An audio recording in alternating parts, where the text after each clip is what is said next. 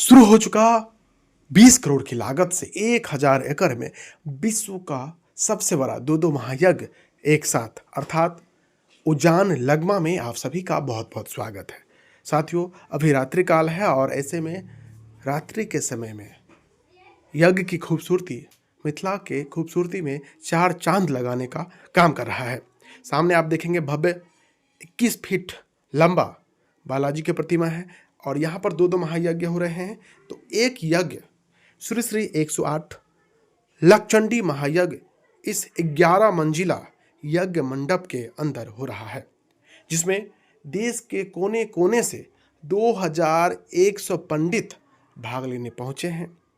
बताते चले, यज्ञ की शुरुआत 1 मार्च को महाकलश शोभा यात्रा के साथ शुरू हुई, जो आने वाले 16 मार्च तक यूं ही चलती रहेगी। इस दरमियान बागेश्वर धाम सरकार 11, 12, 13 मार्च को यहाँ पे आएंगे और हनुमंत कथा सुनाएंगे। इस दरमियान आप देख पा रहे हैं कि यज्ञ के अंदर 108 हवन कुंड बने हुए हैं और चारों तरफ से 2100 पंडित बैठ करके दुर्गा सप्तशती का पाठ कर रहे हैं। यह सिलसिला रोजाना आपको देखने को मिल सकता है। संध्या 3:30 से 4 के मध्य दुर्गा सप्तशती का पाठ शुरू हो जाता है, जो रात्रि के या संध्या के 7 बजे तक यूं ही चलता रहता है। यह खूबसूरती मिथिला के खूबसूरती में चार चांद लगाने का काम करता है। यह ऐतिहासिक पल है, मिथिला के लिए गौरव करने वाली बात है कि देश भर में इस यज्ञ की सराहना हो रही है। बागेश्वर धाम सरकार तो आ ही रहे हैं, शंकराचार्य महाराज आ रहे हैं, राघवाचार्य महाराज आ रहे हैं, रामानंदाचार्य महाराज आ रहे हैं, यानी कि लगभग 10 आचार्य महाराज जो है इस यज्ञ स्थल पर आ रहे हैं। कारण यहाँ पर उजान लगमा ग्राम में जगदीश नारायण ब्रह्मचार्य आश्रम नामक एक शिक्षा संस्थान है, जहाँ देश के कोने कोने से बाल आते हैं, शिक्षा ग्रहण करते हैं। उस प्रांगण में अति विष्णु महायज्ञ का आयोजन किया गया है और मैदानी इलाका में लक्षचंडी महायज्ञ का आयोजन किया गया है। और इस पूरे यज्ञ को आयोजन करने में लगभग 20 करोड़ रुपया खर्च हो रहा है, उससे भी ज़्यादा कहा जा सकता है। यह रहा आपका जगदीश नारायण ब्रह्मचर्य आश्रम। इसी आश्रम के सौजन्य से इतना बड़ा महायज्ञ का आयोजन होने जा रहा है। सामने रहा राम जानकी मंदिर, जिसके अंदर जो है 2 मार्च को भगवान राम जानकी सह लक्ष्मण के विग्रह की प्राण प्रतिष्ठा हुई है और इस यज्ञ मंडप में अति महाविष्णु यज्ञ हो रहा है। इस मंदिर की जो खूबसूरती है, ऐसा लगता है कि दिल में छप जाती है। रात्रि के समय जो लाइटिंग की गई है वो इस मंदिर के खूबसूरती में चार चांद लगाने का काम करता है। सबसे बड़ी बात है कि यह मंदिर अपने आप में अनोखा इसलिए भी है क्योंकि इस मंदिर का जो नक्काशी है वो शीश महल के रूप में की गई है, यानी डिजाइन जो है शीशे के छोटे छोटे कण को एक अलग रूप दे करके मंदिर का डिजाइन किया गया है।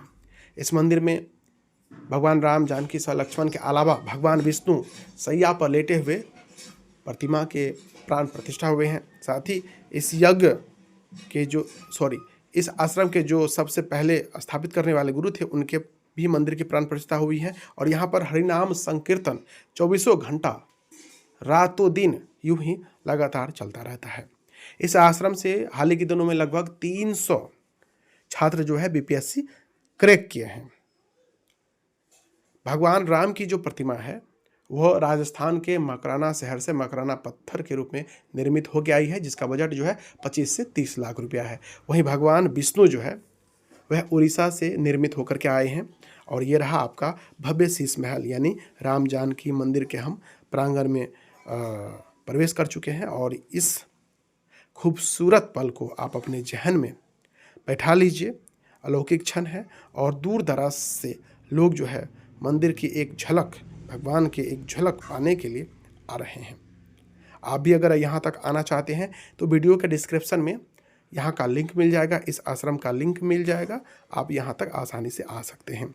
ये रहा, आप दर्शन कीजिए। भगवान राम जानकी सह लक्ष्मण के 2 मार्च को इनके विग्रह की प्राण प्रतिष्ठा हुई है। जब आपको मंदिर के गर्भगृह में जाने का मौका मिलेगा, क्या ही अलग ही एहसास आपको देखे जाएगा। देखिए साक्षात ऐसा लगता है, जीवंत मूर्ति है।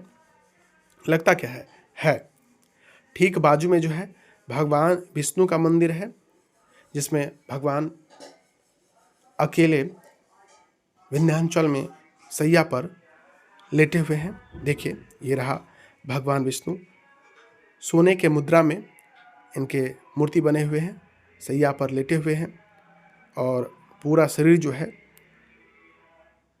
कृष्ण रूप में है, यानी काला है। और ये मंदिर जो है पूरे शीशा से बना हुआ है, तो जब लाइटें एक दूसरे शीशे से टकराती है तो प्रकाश जो है कोने कोने तक पहुंच जा रही है। आप लोग कमेंट में जय श्री राम, हरिमन नारायण, जो भी मंत्र आप जानते हो वो लिखना मत भूलें। और विशेष जानकारी के लिए आप हमें कमेंट कर सकते हैं। और इस मंदिर में इस आश्रम को शुरू करने वाले और इस आश्रम से संबंधित गुरु जी के प्राण प्रतिष्ठा मूर्ति के हुए हैं। धन्यवाद।